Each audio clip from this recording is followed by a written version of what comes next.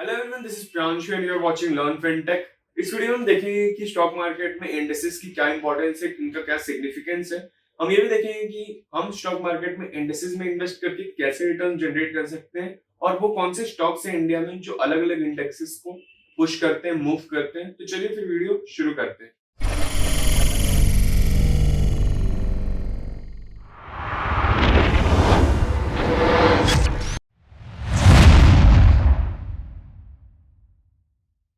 दोस्तों, इंडिया में बेसिकली दो स्टॉक एक्सचेंजेस हैं। पहला एनएससी नेशनल स्टॉक एक्सचेंज और दूसरा बीएसई बॉम्बे स्टॉक एक्सचेंज। और इन दोनों स्टॉक एक्सचेंजेस के दो इंडेक्सेस भी हैं, एनएससी का निफ्टी और बीएसई का सेंसेक्स। हम जब कोई भी बाय या सेल का ऑर्डर हमारे ब्रोकर पे लगाते हैं तो वो हमारा ऑर्डर हमारे बिहाफ पे एक्सचेंज पे लगाता है। वो डिपेंड करता है कि हमने कौन सा एक्सचेंज सेलेक्ट किया है। तो बेसिकली होता क्या है कि एक्सचेंज में ही सारी कंपनीज लिस्टेड है और जब भी हमें कोई ऑर्डर लगाना होता है तो वो हम एक्सचेंज में लगाते हैं।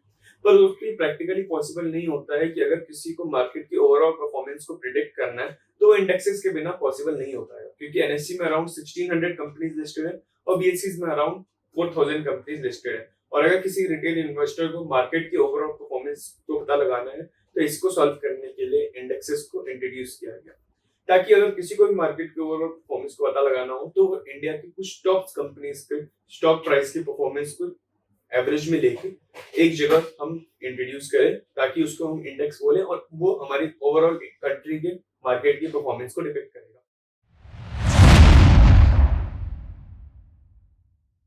इंडेक्सेस बहुत टाइप के होते हैं। सबसे बेसिक होता है निफ्टी और सेंसेक्स। निफ्टी यानी कि निफ्टी 50 दोस्तों इंडिया की 50 सबसे बड़ी कंपनीज मार्केट कैपिटलाइजेशन के अकॉर्डिंग उनके परफॉर्मेंस का एवरेज होता है। और सेंसेक्स यानी कि इंडिया की 30 सबसे बड़ी कंपनीज जो मार्केट कैपिटलाइजेशन के अकॉर्डिंग रैंक है, उनके परफॉर्मेंस का एवरेज होता है। तो एक्चुअल में ये इंडेक्सेस मार्केट के परफॉर्मेंस और सिचुएशन पे रिएक्ट करते हैं।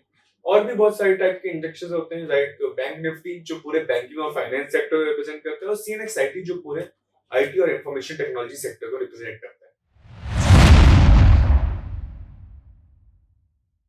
आपको इंडेक्सेस की इंपॉर्टेंस के बारे में बताया। इंडेक्सेस टॉप कंपनीज के स्टॉक्स की एवरेज परफॉर्मेंस को इंडिकेट करते हैं और ये इंडेक्स मूवर्स कहलाते हैं। इंडेक्स मूवर्स इंडेक्सेस को मूव करते हैं और उनके मूवमेंट से इंडेक्सेस के मूवमेंट पे इन्फ्लुएंस आता है।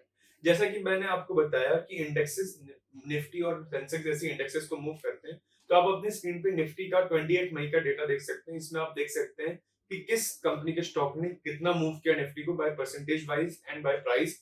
ऐसे ही आप बाकी कंपनीज के इंडेक्सेस और बाकी कंपनीज के स्टॉक्स को देख के उनमें इन्वेस्ट कर सकते हैं।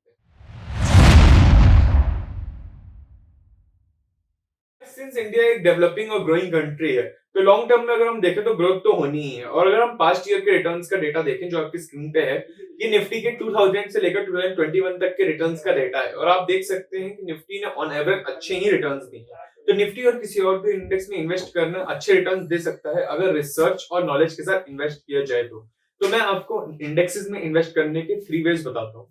First, index funds. दोस्तों, ये म्यूचुअल फंड्स होते हैं जो इंडेक्सेस के अकॉर्डिंग अपना पोर्टफोलियो डिजाइन करते हैं।